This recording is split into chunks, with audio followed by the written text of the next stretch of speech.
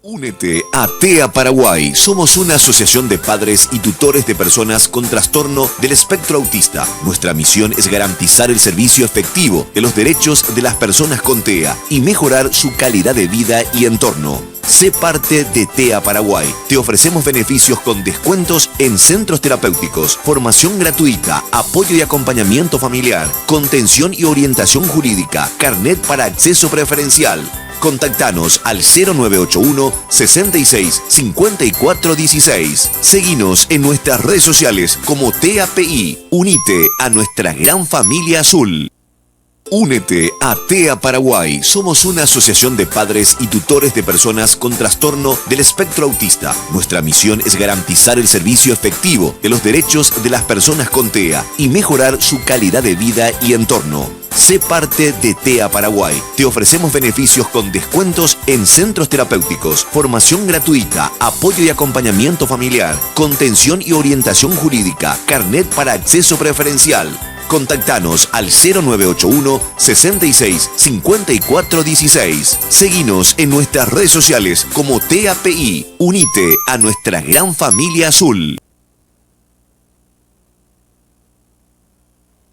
Buenas tardes, muy buenas tardes para todos. Bienvenidos, estamos arrancando otra edición de Sin Barreras aquí por Educanal. Ciencia y salud. Qué alegría compartir en esta jornada de martes. Por fin se llegó la ansiada lluvia. Hace rato que estábamos esperando.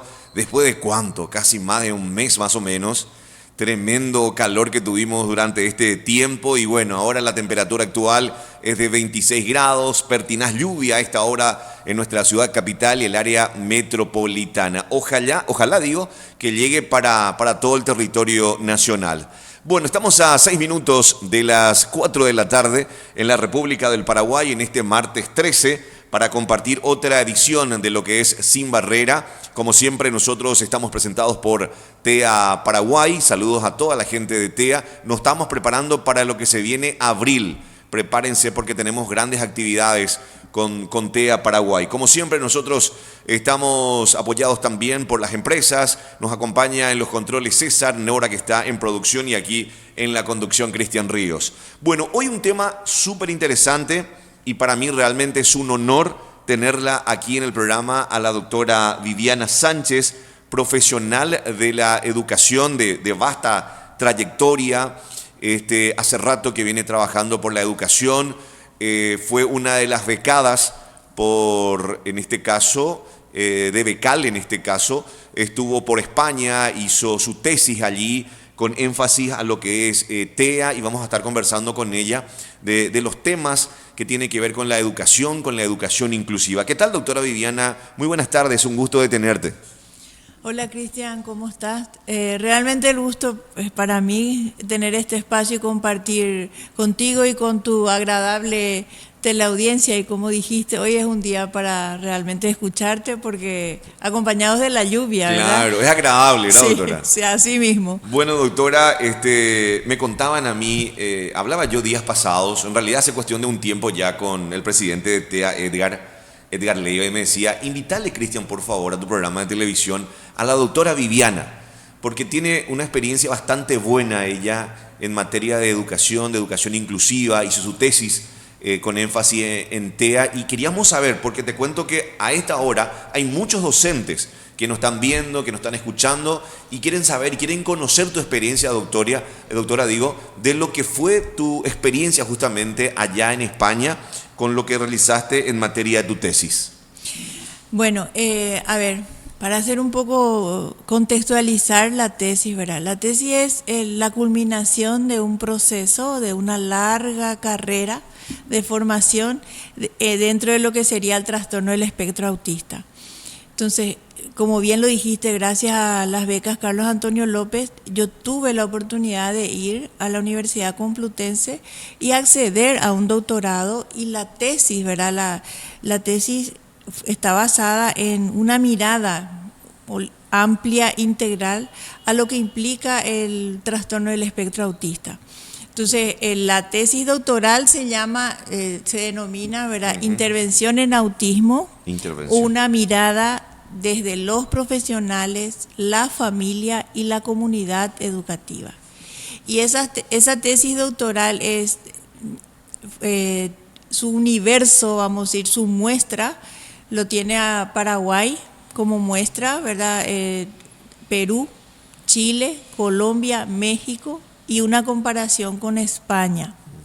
Entonces, una tesis doctoral amplia de una muestra de prácticamente 1.500, ¿verdad? Entre personas profesionales y familias y autoridades.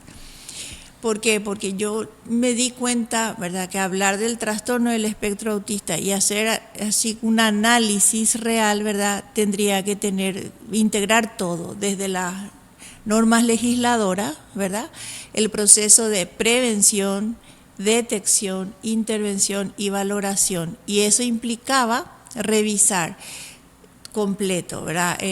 La legislación, los conceptos, toda la parte conceptual de la historia del TEA, ¿verdad? Porque no es que, ¿por qué termina hoy llamándose trastorno del espectro autista y qué era antes, ¿verdad? Eso tiene su historia y tiene mucho sentido y mucha conexión de todo lo que sea la intervención, ¿verdad?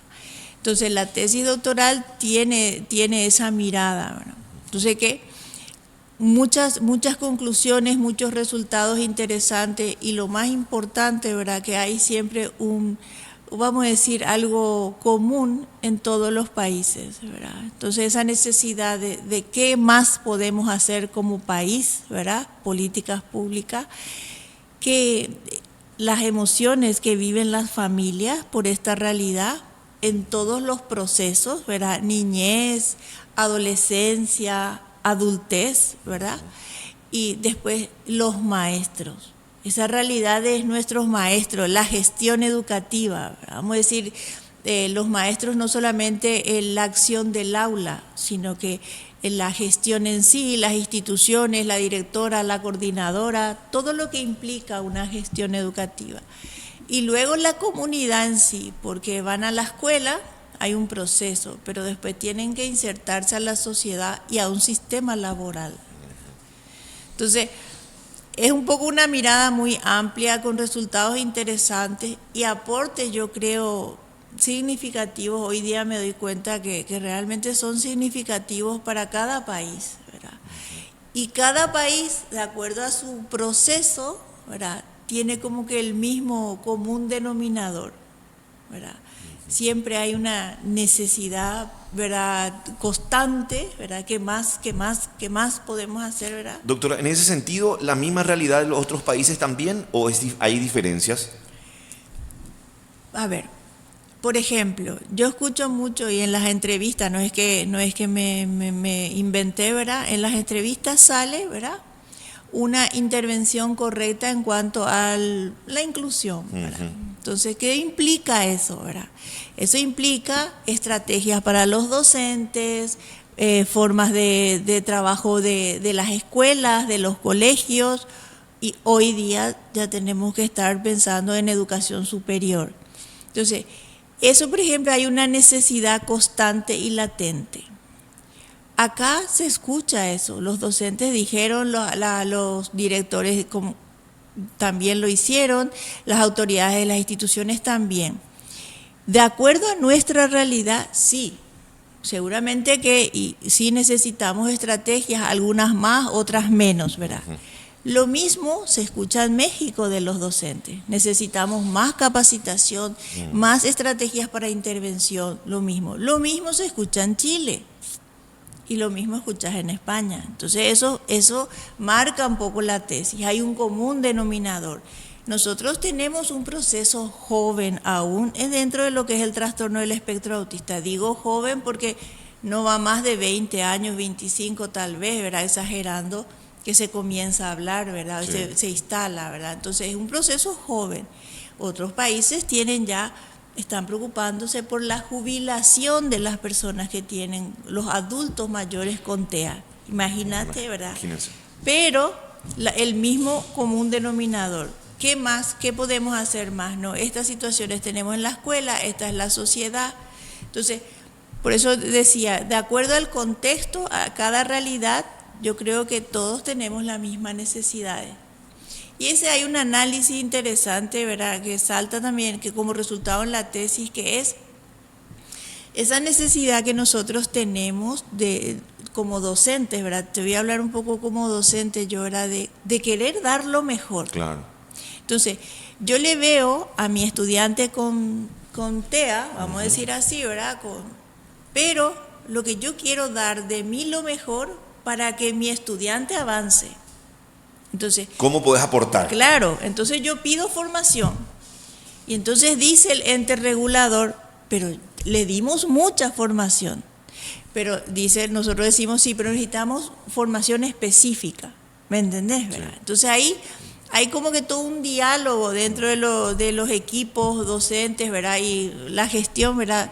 ¿Qué más se puede hacer? ¿Verdad? Entonces, partiendo un poco de eso, uno revisa, ¿verdad? Queriendo dar más resultados, uno revisa las teorías, uno revisa los modelos que pueden dar respuestas, ¿verdad? Oportunas, nosotros le decimos oportunas y funcionales, porque vos y yo, ¿verdad? Somos diferentes, tenemos trabajos diferentes, tenemos líneas de convivencias diferentes, ¿verdad? Entonces, seguramente vos necesitas una formación muy específica en comunicación y yo necesito una formación muy específica en mi área, educación específicamente vamos a decir, educación superior, ¿verdad? Entonces, esas son especificidades que necesitamos como persona, como profesionales. Pero hay algo que necesitamos todos los seres humanos, ¿verdad? Que es formas de relacionarnos, formas de comunicarnos, formas de interactuar. Entonces, eso necesitamos todo. Entonces, eso sería un poco mirar la universalidad de todo lo que implica las relaciones o las interacciones con los seres humanos y luego después cada particularidades o especificidades que necesitamos, ¿verdad? Doctora, discúlpame, en ese sentido, me imagino que escuchaste vos la experiencia de otros países y en base a eso también uno trae a colación de lo que se vive también en nuestro país. Sí. Bueno, hay diferencias, ¿verdad? Hay diferencias con todos los países, ¿verdad? Hay diferencias con, no sé, te puedo decir, con Asunción y Itapúa, por ejemplo. Claro. Hay diferencias, claro. Pero, vamos a suponer, yo creo que nosotros desde la academia, desde las universidades, tenemos que revisar un poco qué le estamos ofertando, ¿verdad? En especializaciones, en maestrías, en doctorados a la sociedad. Entonces, yo por ejemplo soy de la línea que tenemos que tener especializaciones. Yo soy de la línea por eso, y asumo lo que voy a decir ahora, Cristian. Yo tengo que, si voy a trabajar con una persona con trastorno del espectro autista, tengo que tener una formación. Claro. ¿Por qué? Porque tengo que conocer que el trastorno del espectro autista, un estudiante puede tener problemas de interacción, puede tener problemas de comunicación en el lenguaje, ¿verdad? Eso le puede llevar a problemas conductuales o puede tener una necesidad, una disfunción sensorial, ¿verdad? Entonces, por eso es que necesito vamos a decir, algo específico, una formación específica. Porque como bien lo dice, el trastorno del espectro del autismo, ¿verdad? Es un espectro muy amplio. Muy amplio. Sí, donde tiene cualidad y cantidad de síntomas. Entonces, a eso quiero llegar justamente, doctora, en ese punto que vos estabas mencionando, porque no es simplemente terminar formación docente y uno ya va al aula, ¿verdad? Se da en algunos casos, ¿verdad? Pero uno tiene que seguir profesionalizándose, bien lo decías vos, para lograr justamente y para adquirir mayor experiencia y tener las herramientas para luego poder implementar. Claro, es como que es importante la formación continua. Entonces, la formación continua es como que nos da esa especialización, ¿verdad? Entonces nos da esa formación que necesitamos para después nosotros definir a qué nos vamos a dedicar. Nosotros ya somos profesores, esa es la formación de base. De base. Entonces, ahora yo me quiero dedicar a vamos a ver, quiero ser especialista en fonoaudióloga. Bueno, estudiar la licenciatura, sos fonoaudióloga. Después no, yo quiero dedicarme específicamente al habla. Y ahí comienzo a tener bien específicos mi formación. ¿A dónde uno va apuntando? Claro, claro. Entonces yo creo que nosotros, por ejemplo, como país, tendríamos que estar en esa línea, ¿verdad? Formar, ¿verdad? El dar más propuestas para los maestros en formación específica, ¿verdad? Entonces, tal vez muchas personas digan, no, tenemos que tener una amplitud. Claro que vamos a tener la amplitud, pero te voy a dar otro ejemplo claro. Yo tengo una formación en trastorno del espectro del autismo. Si vos me decís, bueno, yo tenés un aula y tenés 2 estudiantes con ceguera, ¿verdad? Y otro con un problema sensorial muy profundo, ¿verdad? Yo voy a necesito una formación específica. ¿Me entendés? Sí, pero eso depende, a lo que quiero llegar, eso depende del docente, que sea proactivo, digo, ¿verdad? Porque muchas veces creo que el docente espera a que se le solucione ese inconveniente que tiene. No. Generalmente se da esa experiencia, doctora. No, yo creo que tiene que ser proactivo. Claro, a eso voy. Porque hasta ahora, y yo sé que muchos docentes están escuchando, muchas veces dicen, yo no le quiero recibir en mi aula a ese chico, no estoy capacitado, no estoy capacitada. Hasta ahora todavía se da esa experiencia. A ver, yo me hice un análisis, ¿verdad? Yo siempre digo, le pongo en diálogo a los conceptos y le pongo en diálogo a las frases, ¿verdad? Y desde qué punto, desde qué mirada dice el docente no estoy preparada y para qué dice o preparado, ¿verdad? Entonces, tal vez en un primer momento, si el docente dice, bueno, directora, yo no estoy preparada para tener estos chicos, pero si me das un tiempo, entonces yo creo que voy a poder, para no rechazar, ¿verdad? Podrían apoyarme en esto, vamos a decir, con una ayudante o con otras estrategias, ¿verdad? Entonces yo creo que de buenas a primeras uno no está preparado, claro, ¿verdad? Pero después de un tiempo puede ver opciones que hay en el mercado, ¿verdad? Bueno, listo, tal universidad tiene un diplomado, el otro tiene una especialización, o hay centros de formación que tienen cursos, capacitaciones, entonces uno va y lo hace, ¿verdad? Entonces ya tiene esa preparación. Para mí lo importante es, nosotros hablamos mucho cuando hablamos de trastorno del espectro del autismo, de la anticipación. Nosotros decimos, anticiparle al chico, al estudiante, hay que anticiparle que va a cambiar de profesor cuando va en secundaria, hay que anticiparle. Yo creo que es muy importante dentro de la gestión de las instituciones, anticiparle también al docente. Decirle, bueno, profe, el año que viene probablemente tengas 3 estudiantes con trastorno del espectro del autismo y 2 con síndrome de Down, ¿verdad? Entonces el maestro puede tomarse un tiempo y decir, bueno, voy a dedicar mi tiempo para ver estrategias.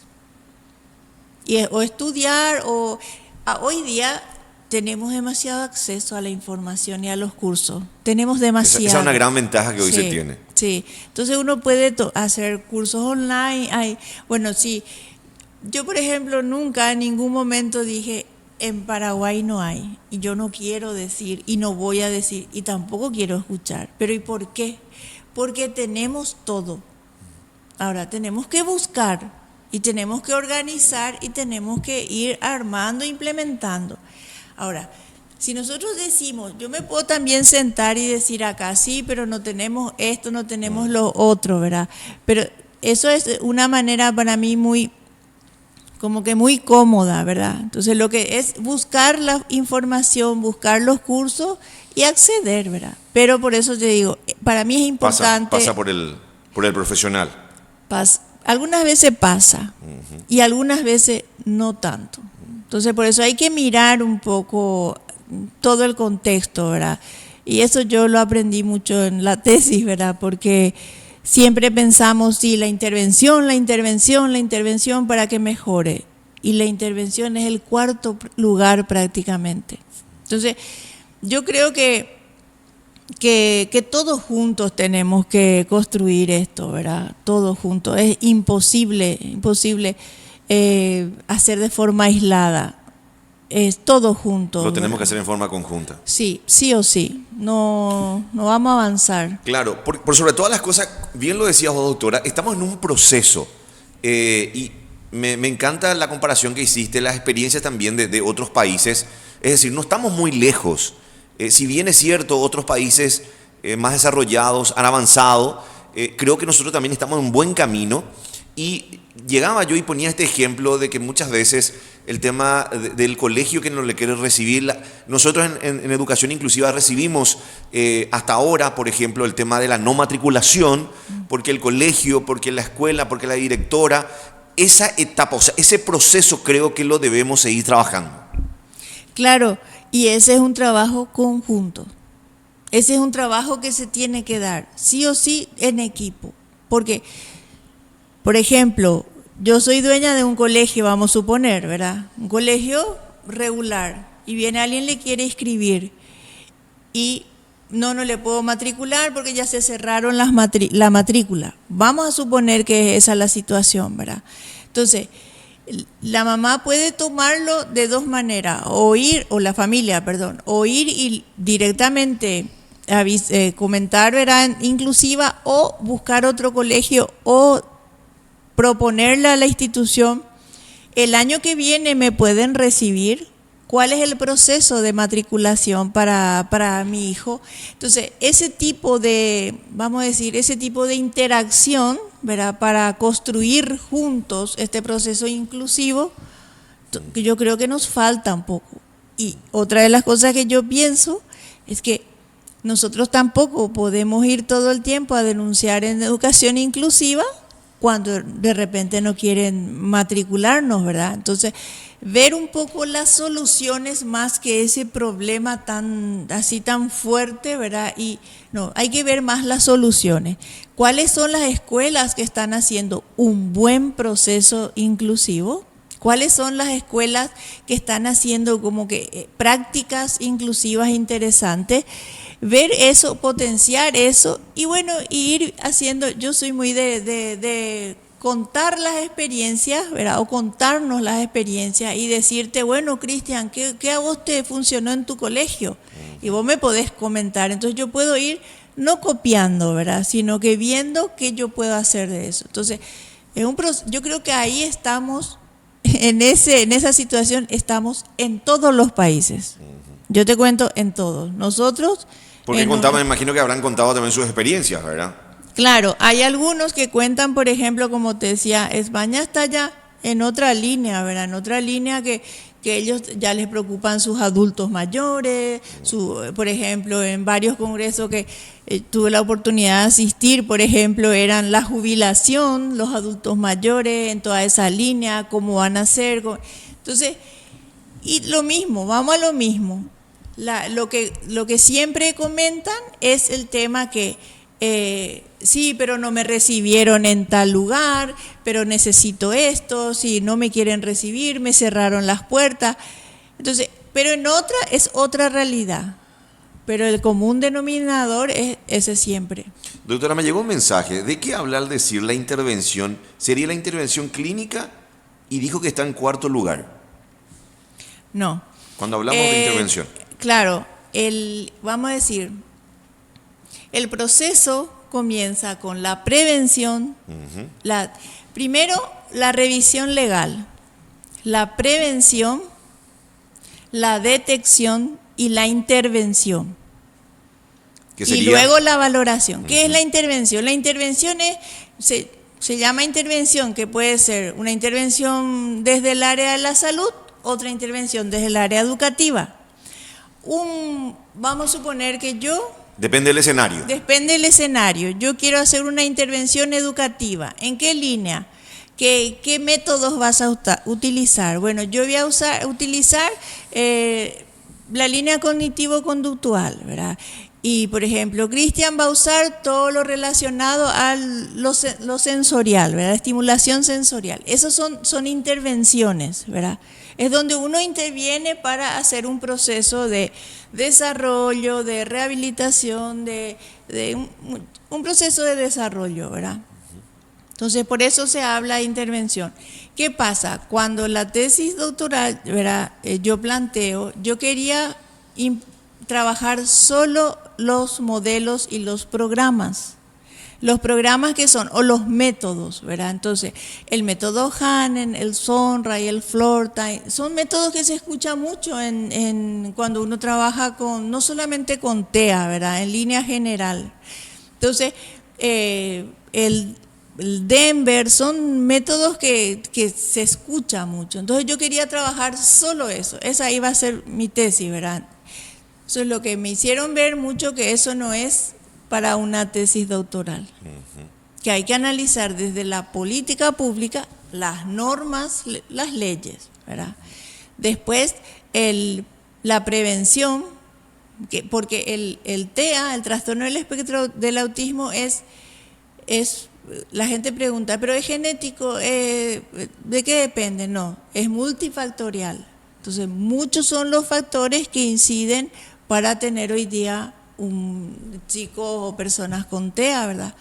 Y luego de eso, que es la prevención, la detección, ¿verdad? Esa detección temprana.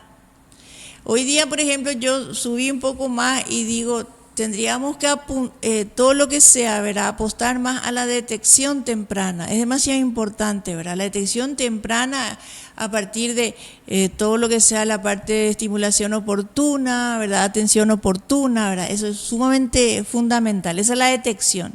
Porque después tenemos la intervención. ¿Cómo vamos a trabajar con ellos? Y ahí hablamos de intervención. Tenemos que ver equipos multidisciplinarios, equipos de apoyo, equipos que realmente puedan contribuir. Puedan contribuir. Pero en ese equipo vamos a decir, es fundamental la familia.